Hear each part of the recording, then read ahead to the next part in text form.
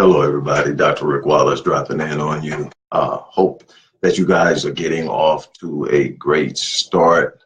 Hope that you have taken the time to create an optimal mental and emotional state that will help you navigate through this week's challenges, moment by moment, hour by hour, and day by day.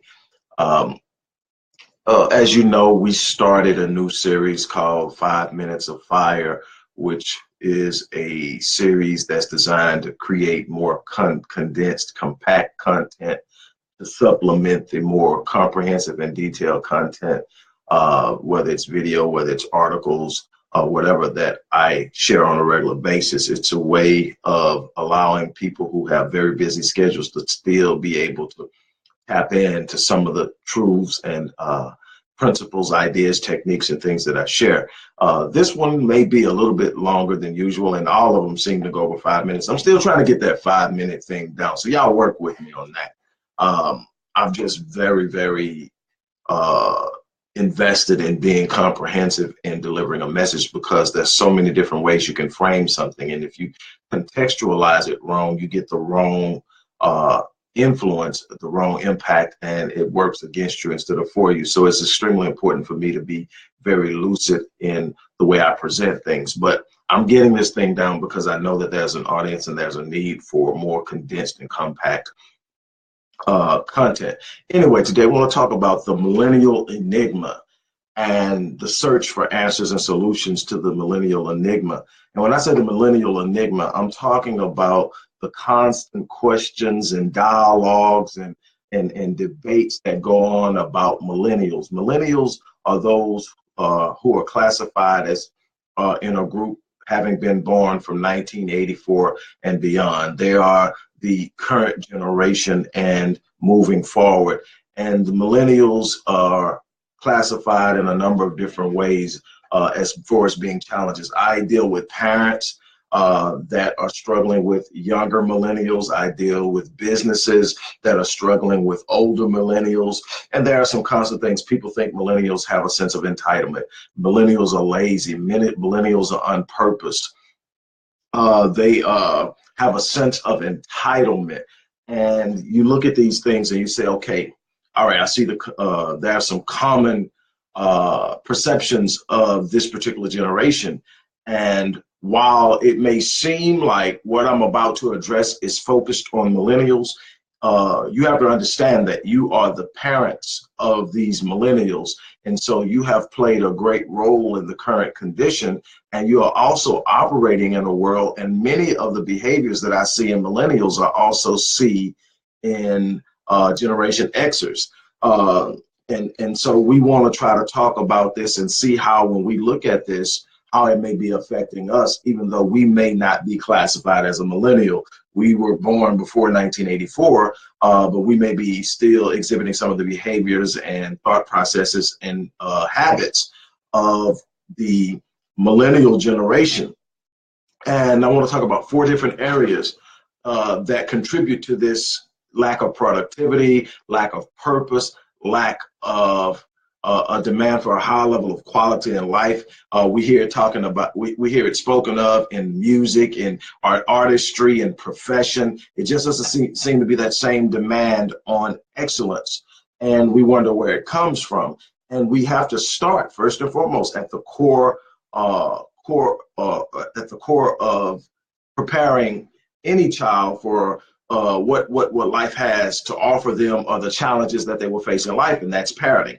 And so when you look at millennials these days, we don't want to acknowledge it. We don't want to bear the burden of the responsibility, but it begins with failed parenting.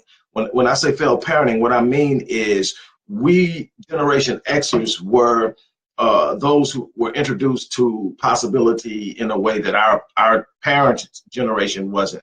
So we saw some opportunities, we saw some things, and we embarked upon a new way of parenting that moved so much away from corporal punishment and positive reinforcement.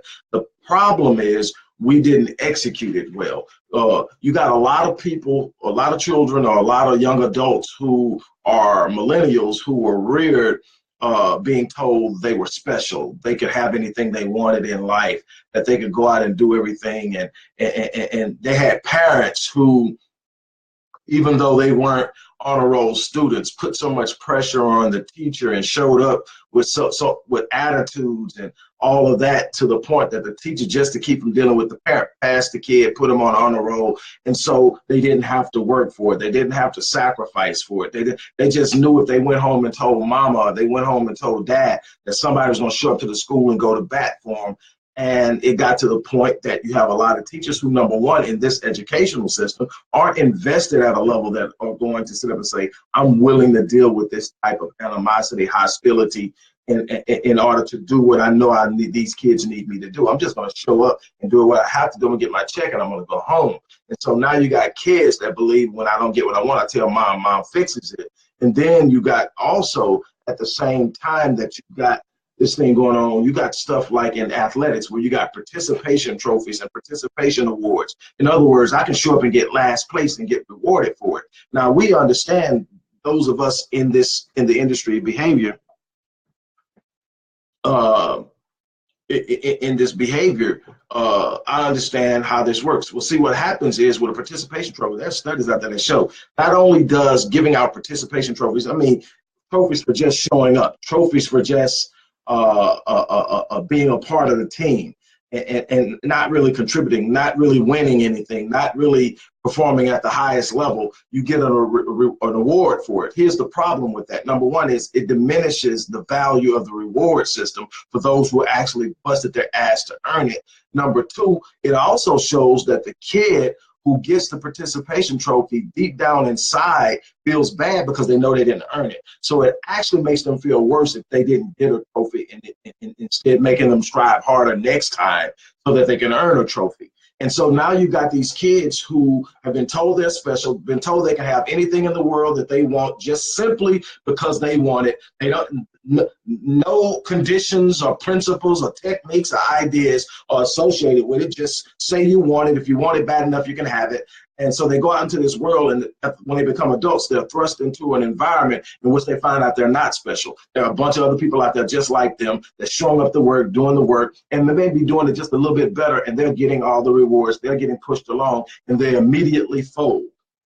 That's just the beginning. Then you have something that is very dangerous. Then you insert technology into this situation where these millennials aren't prepared. Now, this gets interesting, and I really can't go into it in detail, but what we know now from studying social media and studying smart devices like phones and tablets is that they produce high levels, they cause the brain to produce high levels of dopamine. Dopamine is the feel-good hormone. It makes you feel good. It gives you a boost of self-esteem. It builds up your confidence. You know, you can find that same boost when you start looking at kids who are adults, who drink, who gamble, who smoke, who do things, and that's where that feeling comes from. That's how you become addicted to something outside the chemical dependency. Now, with drugs and alcohol, you have a mental or chemical, and then you have a chemical dependency. You're literally addicted to what the drug has done to you physically, but you're also emotionally and psychologically addicted to it as well. Well, what happens is, we know that social media and these smart devices produce high levels of dopamine. That's why the first thing you do when you wake up in the morning is grab your phone. That's why you get kids who are texting all the time, because every time they receive a return text, it gives them a boost of self-esteem, a boost of dopamine. Why? Because I'm getting a response. Somebody's thinking about me. Somebody's responding to me. And so what happens is, it creates this need for superficial engagement for the sake of validation. We're getting our validation not in self-development, not in advancement, not in personal growth, but in superficial engagement. We're not building meaningful relationships. I mean, look around you, just out in public now. If there's not something going on where it requires you to put your phone down, everybody's got their phone. I go out with the family, I'm looking around at all these different tables. The kids got a phone, the baby's got a tablet. I mean, everybody's got something and they're all into it. You go to meetings and you're waiting on a meeting to get started, and everybody's texting, waiting on the meeting. I remember a time before smartphones, I mean, even before cell phones were common. I remember a time showing up, and before the meeting was conversation. You were engaging people. You were talking about them. They were sharing their moments. They were sharing that their son got third place in the spelling bee. They were sharing. You were building meaningful relationships. What you have with technology is superficial engagement where there's no meaningful relationship. You got 5,000 friends on Facebook. You got 2,000 followers on Instagram, and how many followers on Twitters and YouTube subscribers. Every kid's trying to be Instagram famous. And all of these things are superficial. Why? Because when things really get tough, none of those friends you're able to call on and depend on for anything of any true value.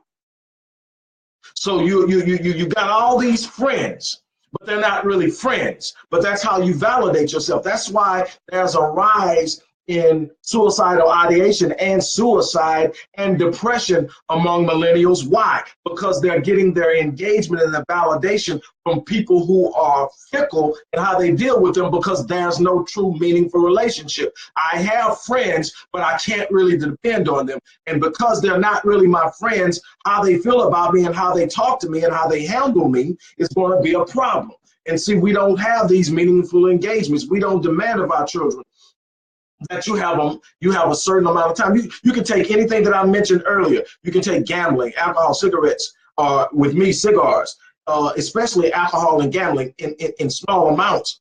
Alcohol is not a problem. It's when you can't control it, when you're constantly drinking it, that it becomes a problem. When it becomes the way you make yourself able to cope with the stresses of life. It's when gambling becomes something that drives you instead of something you enjoy occasionally that it becomes a problem. But when you can't put your phone down, when you can't put your tablet down, when you can't get off of Facebook long enough to get anything done, it's a problem, because you are literally finding your confidence, your validation, and your definition of who you are. Here's the other problem.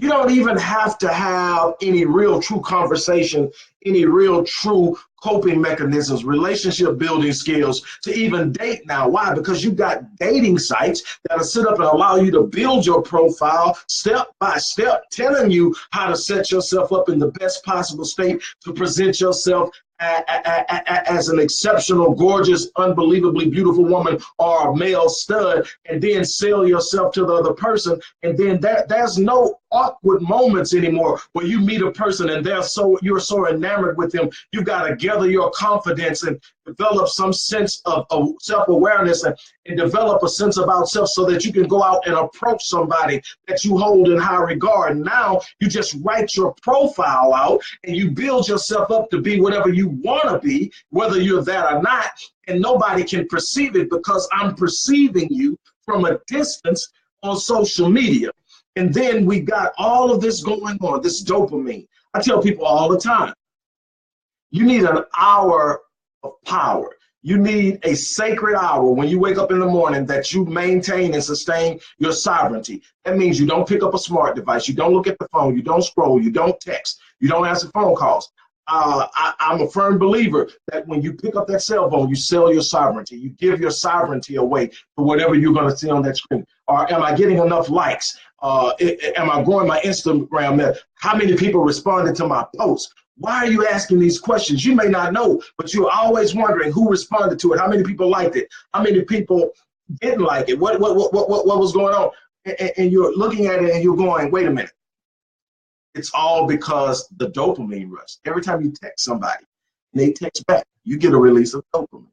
Every time you see a like on one of your posts, you get a release of dopamine. You are literally doing something that you should be engaging something more organic and natural to get. You're getting it from an unnatural source that can't sustain you. And then it's on that same stage where you got all these people who can be whatever they want to be, setting the standard of reality of what you aspire for. So you got yourself and you're looking at yourself and you're measuring yourself in the mirror. Then you're looking over here and this person's got it all together, no problems. They holding it down. Everything is perfect in their life. Why? Because that's how they're presenting themselves on social media. And that's what you're looking at, measuring yourself against from your realistic perspective.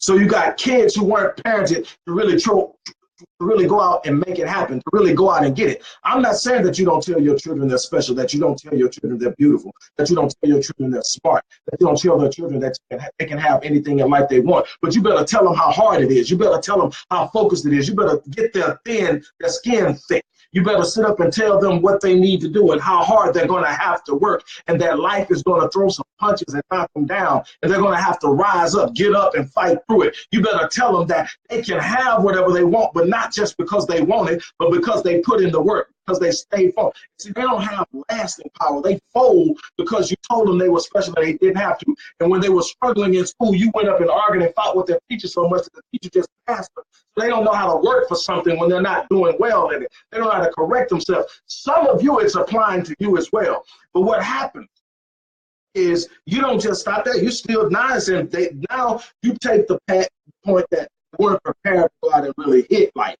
So they keep getting hit by life. Then you take technology, which creates this superficial idea of what is in this superficial platform for engagement. Now you put in impatience, because see, we live in a microwave society where everybody's looking for instant gratification. If I get in it and I try it for a minute and it don't work, it wasn't meant for me. Depending on what background you come from, that's just not meant to be. It's not in my it's not in the stars, or it's not God's will. We got all kind of excuses for why we didn't get it, except for the fact we didn't stick with it. We didn't push hard enough. We didn't fight hard enough. We didn't stay long enough. We didn't push and hold our ground. So once they get in and it don't last, they out. And I deal with people who are trying to understand how to get more out of millennials, because those are the people that are flooding the workforce. You're going to have to help them develop all the things that they haven't developed yet. You're going to have to get them to become more solid, more focused, more centered, and understand what life requires of them.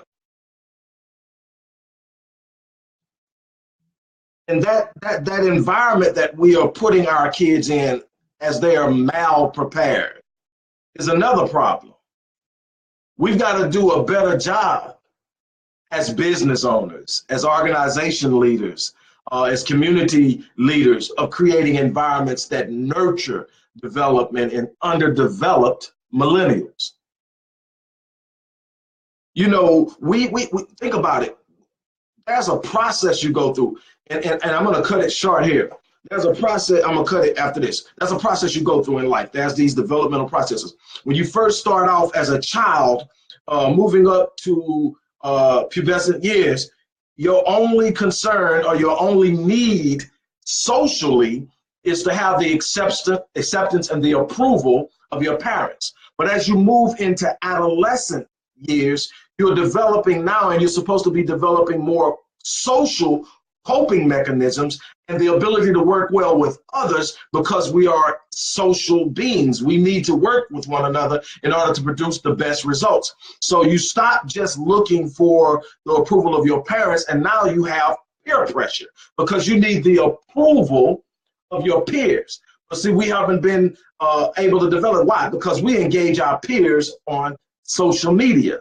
We engage our peers. That's why you have a high level of depression, because all of this stuff is waged in environments that normally wouldn't happen when you're developing these things in that awkward situation, in those awkward moments, face to face, and you're dealing with someone. See, I can be bold and brave and brash and nasty and mean on a keyboard.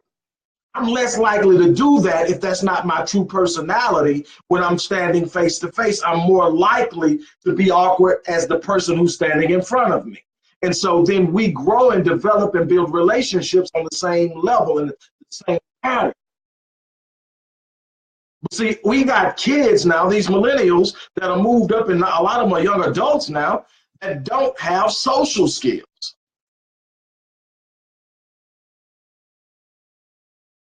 They're not properly racially socialized. They're not properly culturally socialized.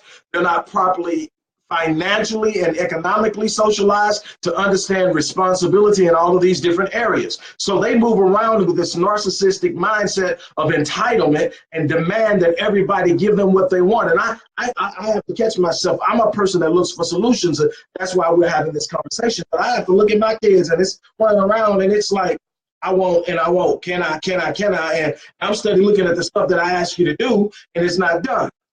That's a problem. Let's sit down and talk about it. We're not going to do that here. Put the phone down, turn the phone in at a certain time of the evening. You're not going to have the phone all night. You're not going to be up on the tablet all night. You're not going to be up on your laptop all night. You're not going to be on your phone all night. You're going to turn it in. And then you're going to have some times in the day, you're going to put the phone down, you're going to pick up a book. No, I know you can't stand me right now. That's all right. I'm your parent. I'm not your friend. I'm here to prepare you. And I'm not going to fail at it because I want you to like me. But you will respect what I'm trying to do. I demand more of them, and they look at me sometimes, and I think, was this me? And it was no, this wasn't me. This is a product of us backing up and thinking just being gifted is good enough for our kids. Our parents demanded more of us because they were more connected to what they had to go through just to sustain. We got a little bit of success and we started thinking we could just pass it on. And we thought we could just cover up and protect. You're not protecting your child if you're sending out into a world that's inherently hostile towards them, expecting them to survive and thrive without being prepared. Some of us need to prepare ourselves. Some of us still have some developing to do. All of us have some growing to do. I am never where I am in a situation or a place where I believe I've arrived. I'm never at a place where I think I know enough. I'm never at a place where I feel like I got it all figured out. I'm always striving, always looking, always reading, always attending, always calling. I mean, it's about getting better so that I can do better. That's what I'm challenging all of you to do, is sit up and say, okay, instead of pointing the finger at the kids and say they are pitiful, this generation, you got to understand that it doesn't happen in a vacuum. We didn't get this generation by just all of a sudden they popped up and they were totally different. We got this generation because we failed them at the start, and we're consistently and continuously failing them. And if we don't do something to change this, they're going to fail the next generation. Look, there's absolutely nothing that we can't do, but it doesn't happen in a vacuum. It doesn't happen just because you want it. It doesn't happen because you wish for it. It doesn't happen just from positive speech. While positive speech is important, you got to have an entire curriculum of how life is going to go for you. You got to have a plan. You got to have an agenda. You got to have organized thoughts. You got to be willing to invest in yourself. You got to be willing to push yourself. You got to be willing to take a lick. You got to be willing to get knocked down. All of that. With that being said, I want you to think about this. This is just a drop in the bucket of what we're looking at, and why the millennial enigma is so frustrating to most. It's because we don't want to look at it at the core and talk about it. And whatever you do, this is my little pet peeve. Put the phones down for a while. Every day, have some sacred time where you step away from that and you reclaim your sovereignty. The first hour of my day, I don't scroll my phone. I don't open my phone. I set my state, I focus, I determine how my day is going to go. I develop a sense and an emotional state of gratitude. And on that gratitude, I build my expectations for the day and how I'm going to manage my day. More importantly, how I'm going to effectively engage the challenges that are inevitable over the course of the day. That's how I do it. You've got to reclaim your sovereignty. You've got to stop selling your sovereignty. First thing you do, some of y'all wake up in the middle of the night and look at your phone. Some of you wake up at the middle of the night and look at your phone, and you don't realize how that interrupts your sleep, how they can impact your dream state, how all of those things happen. You're giving away your sovereignty at moments where you need to have more control and possession of your sovereignty. With that being said, I'm gonna get off of here. This is way more than 5 minutes, but I told you it was going to be extended. It was something I had to share with you. We're going to get back to a more compact 5 minutes of fire tomorrow. We're also going to get more comprehensive content going again. But I kind of wanted to get an idea. I'm still working on this 5 minutes thing. 5 minutes. I'm like, man, I'm just a talkative and engaging person. Once I get going, 5 minutes comes quick. But I promise you, I'm going to do better at that. I owe it to you guys. But I definitely want this 5 minutes of fire thing to kind of be a point of where, man, I could just get something to get me started. Because see, it's not about what I give you. It's about challenge that you get. See, I don't claim to know everything. I'm not here because I got it all figured out. Like I just told you probably 5 minutes ago, I wake up every day knowing there's more to learn, more to grow, more to develop, more to be. I'm still calling people, asking for advice. I'm still studying people and learning. So I don't have all the answers. That's not why I'm here every day. I'm here every day because I'm hoping that you'll get something, and something inside of you will be ignited and you'll go out on your own quest. Because see, that's where the greatest journey is. Not on what somebody else can give you, but what you can get yourself by going out, picking up books, talking to people, studying people. Just sit back and people watch sometime. You'll be surprised how much you can learn just by watching how people engage with one another. Study people, read everything. But whatever you do, I'll tell you this. This is one of the most powerful tools I've had in the course of my life of gaining and understanding the world around me. Apply significance to everything. There is no insignificant occurrence. There is no such thing as a coincidence. Everything comes from cause and effect. Everything happens for a reason. When you start demanding that you ask yourself those questions, even in the smallest of occurrences that seem insignificant and not problematic and doesn't really impact or influence you, when you start asking those questions, you start to get the answers to the bigger questions. Everything is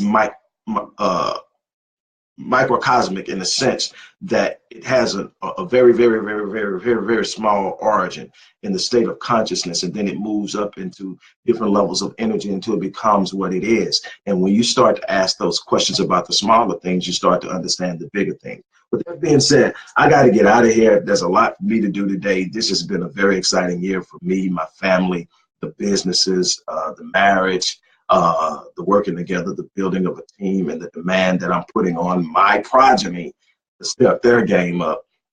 It's exciting.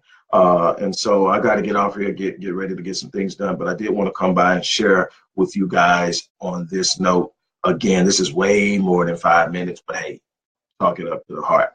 As I always say, I am going to live life on full, and I challenge you guys to live life on full so that when you die, you die on E. You die having left nothing behind. Everything that's in front of you is capable. It is within reach, but you got to go out and you got to make it happen. There's going to be challenges. There are going to be difficulty. There's going to be opposition. There are going to be people who can't stand you, people who talk behind your back, people who are sitting around and literally making it a career out of wishing for your demise. None of those things have the power to stop you. As long as you stay focused, as long as you stay in the game, as long as you keep your mind open to learning and growing and pushing forward, you'll find your way. It's not going to be easy. You're going to hit some bumps in the road. You're going to fall. You're going to make some dumb decisions. I can attest to that. Just get up, brush yourself off, keep moving. I love you guys. I'm out of here. Peace.